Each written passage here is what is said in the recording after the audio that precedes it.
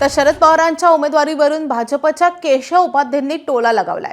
काँग्रेसमध्ये आणि बाहेर असताना पवारांनी अनेकांचा पराभव घडून आणलेला आहे। आता काळ बदलला, स्वतःसाठी मनधरणी करण्याची वेळ आली आहे असा टोला लगावलेला आहे केशव उपाध्यांनी। तर केशव उपाध्यांचे एक्सपोस्ट आपण पाहूयात। काव्यगत न्याय, काँग्रेसमध्ये असताना आणि बाहेर असतानाही शरद पवारांनी अनेकदा राज्यसभा विधान परिषद निवडणुकीत काँग्रेस उमेदवारांचा पराभव घडून आणला। पण आज काळ बदलला आहे, स्वतःसाठी त्याच काँग्रेसची मनधरणी करण्याची वेळ पवारांवर आली आहे। ज्यांना सोबत असतानाही हरवलं त्यांच्याच दारात जावं लागतंय असं म्हणत केशव उपाध्यांनी पवारांना टोला लगावलाय। आता बातमी आहे भिवंडीमधल्या सत्ता स्थापनेची। संपूर्ण राज्याचं लक्ष लागून राहिलेल्या भिवंडी महापौर निवडणुकीतून मोठी बातमी समोर येते। भिवंडी महापौर पदाची आज निवडणूक पार पडणार आहे आणि भिवंडी मनपात महापौर पदावर नारायण चौधरींच्या नावावर जवळपास शिक्कामोर्तब झालंय। नारायण चौधरी यांनी काही नगरसेवकांचा गट तयार केल्यामुळे भिवंडी सेक्युलर पार्टीचा महापौर बसणार हे जवळपास निश्चित झालंय। नारायण चौधरीच महापौरपदी विराजमान होतील अशी दाट शक्यता आहे। पक्षांतर बंदी विरोधी कायद्यानुसार कारवाई होऊ नये यासाठी 14 ते 15 नगरसेवकांचा गट तयार करण्याची तयारी सुरू असल्याचं समजतंय। नारायण चौधरी महापौर बनले तर भाजपला हा मोठा धक्का मानला जातोय। निवडणुकीच्या एक दिवस आधी भिवंडी भाजपचे महापौर पदाचे उमेदवार नारायण चौधरी हे आपल्या सहकाऱ्यांसह सेक्युलर फ्रंटमध्ये सहभागी झालेत। काँग्रेसकडून तारिक मोमीन यांनीही अर्ज दाखल केलाय। त्याशिवाय भाजपच्या दुसऱ्या गटानं स्नेहा पाटील यांचा अर्ज महापौर पदासाठी भरला असून शिंदेच्या शिवसेनेनं सुचित्रा म्हात्रे, बाळाराम चौधरी यांचा अर्ज भरलेला आहे। त्यामुळे महापौर पदाची ही निवडणूक आज पार पडते आणि त्यामध्ये आता नवा कोणता ट्विस्ट पाहायला मिळणार का हे पाहणे तितकंच महत्त्वाचं असेल। समीकरण काय असेल ते आपल्याला 20 तारखेला दिसेल। किती नगरसेवक तुमच्यासोबत आहेत साहेब आम्ही 20 तारखेला आपल्याला दिसेल ना। 9 आहेत की 12 आहेत साहेब आपल्याला 20 तारखेला समजेल। पण पक्षांतर बंदीचा कायदा लागू केल्यानंतर भाजप तुमचं नगरसेवक घालू शकते वाटत नाही का? पक्षाचा जे असेल निर्णय ते आम्ही एक्सेप्ट करू। अजून पक्षाचं समीकरण बाकी आहे। एकच मिनिट थांबा बंधू, रात अभी बाकी आहे, प्लीज। काय नवीन समीकरण पाहायला मिळते?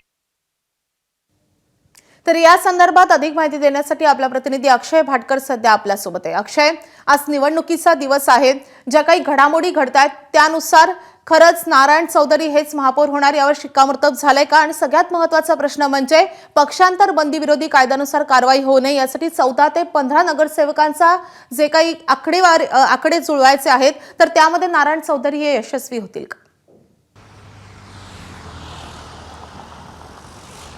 माधवी, सगळ्यात मोठी उलथापालथ ही भिवंडीमध्ये होते। भिवंडी वाटायला सोपी असली तरी देखील त्या ठिकाणी कोण कोणासोबत जाणार हे अगदी 12 वाजेपर्यंत, आज दुपारी 12 वाजेपर्यंत समोर येणार नाही आहे। त्यामुळे 12 वाजता ज्यावेळी महापौर पदासाठी ज्यावेळी निवडणूक सुरू होईल, मतदान सुरू होईल, त्याचवेळी आपल्याला कळेल की नेमकं कोण कोणासोबत होतं। आता सगळ्यात मोठं गूढ यामध्ये समाजवादी पक्षाचं आहे। समाजवादी पक्षाकडे 6 नगरसेवक आहेत आणि काँग्रेस आणि राष्ट्रवादीने मिळून 42 त्यांची संख्या होती आणि समाजवादीला सोबत घेऊन महापौर बसवणार हे जवळपास निश्चित होतं। मात्र समाजवादी पक्षाचे नगरसेवक अजूनही कोणासोबत आहेत हेच माहिती नाही आहे। त्याच्यामुळे काँग्रेस आणि राष्ट्रवादी गोत्यात येत होती।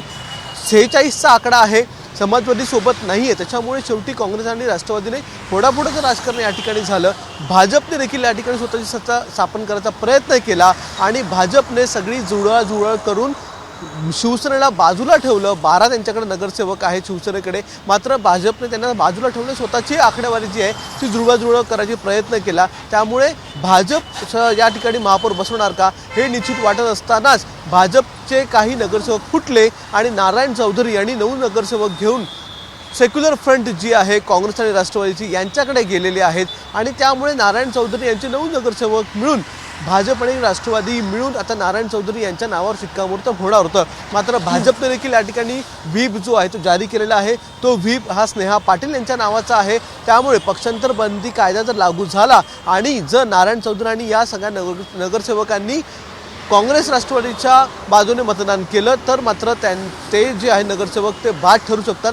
तरी देखील संख्याबळ कमी झाल्यामुळे शेवटी पुन्हा काँग्रेस आणि राष्ट्रवादीचाच महापौर जो आहे तो या ठिकाणी बसायची दाट शक्यता आहे. कारण की त्यांच्याकडे सर्वाधिक संख्याबळ सध्या तरी आहे, म्हणजे जवळपास जाणारं संख्याबळ त्यांच्याकडे आहे. त्याच्यामुळे काँग्रेस आणि राष्ट्रवादीला याच्यामध्ये फायदा होईल अशी सगळ्यात जास्त शक्यता आहे.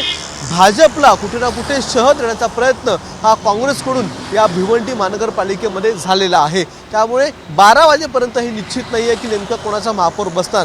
कारण भिवंडी विकास आघाडीकडून, कोणार्क विकास आघाडीकडून, भाजपकडून, शिवसेनेकडून, काँग्रेस आणि राष्ट्रवादीकडून अशा सगळ्याच महत्त्वाच्या पक्षांकडून महापौरपदासाठी अर्ज दाखल करण्यात आलेले आहेत. सगळ्यात क्रुशियल जो पार्ट होता तो होता कोणार्क विकास आघाडीचा. ज्या विकास पाटलांचं नाव हे महापौरपदासाठी कोणार्क विकास आघाडीकडून देण्यात आलेलं होतं. शिवसेनेचा देखील त्यांना पाठिंबा होता, मात्र त्यांना ऐनवेळी अटक झाली. आज ते देखील मतदान करण्यासाठी येणार आहेत, पण त्यांची देखील संख्या पुरेशी नाही आहे. त्यांना देखील जुळवाजुळवच करावी लागणार होती. मात्र आता सगळ्यात मोठं पारडं हे राष्ट्रवादी आणि काँग्रेसच्या खात्यामध्ये आहे. त्यामुळे त्यांचाच महापौर बसेल, पण तो नारायण चौधरी असतील किंवा इतर दुसरा कोण असेल, तारिक मोमीन असतील, हे बघण्यासाठी आपल्याला 12 वाजेपर्यंत वाट बघावी लागेल. नक्कीच अक्षय, जसं तू सांगतोस की अगदी 12 वाजेपर्यंत काहीही घडू शकतं, त्यामुळे या सगळ्या घडामोडींकडे आपलं बारकाईने लक्ष असणार आहे. तुझ्याकडून अपडेट जाणून घेतच राहू. सत्य, धन्यवाद या सगळ्या सविस्तर माहितीसाठी. एबीपी माझा, उघडा डोळे बघा नीट.